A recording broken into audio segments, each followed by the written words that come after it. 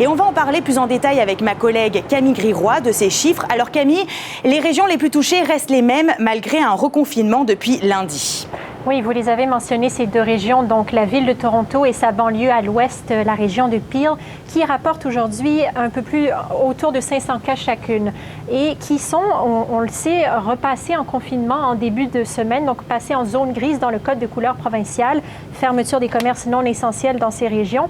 Mais en santé publique, on nous dit souvent qu'il faut attendre généralement 2 semaines pour voir l'impact de nouvelles restrictions sanitaires et c'est d'ailleurs ce qu'a répété la ministre de la Santé aujourd'hui, on peut l'entendre.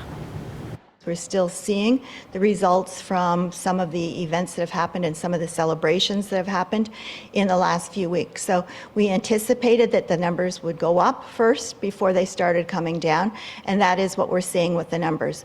But we're also taking a look at all regions across Ontario, and we're trying to act quickly so that we can make changes earlier. Et la ministre qui fait mention en terminant, elle dit en fait que 5 autres régions de la province vont passer dans une autre couleur à partir de lundi, notamment la région de Windsor-Essex dans le sud-ouest qui va passer en zone rouge et la région du nord-ouest qui va passer en zone jaune.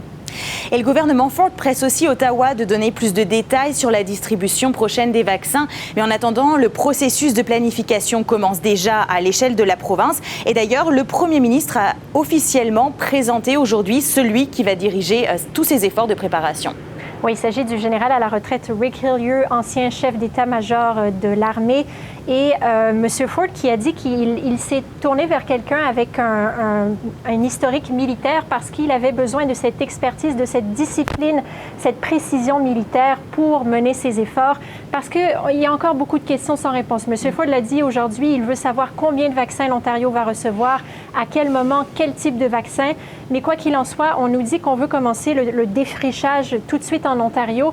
Et d'ailleurs, on a fixé la date du 31 décembre 2020 pour dire que la province sera prête, quoi qu'il arrive, à partir de cette date. Là-dessus, justement, M. Hillier. In the military, we've operated all of our lives with the unknown. And so what we do is plan for worst case, plan for kind of everything arriving on the 1st of January. If you can handle that, you can handle anything going forward from there. This mission will be accomplished. There will be bumps in the road, but I have 100% confidence in General Hillier.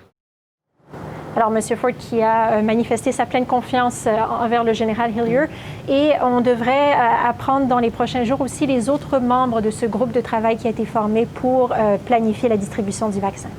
Camille Griroy à Toronto, merci beaucoup pour ces précisions. Au revoir.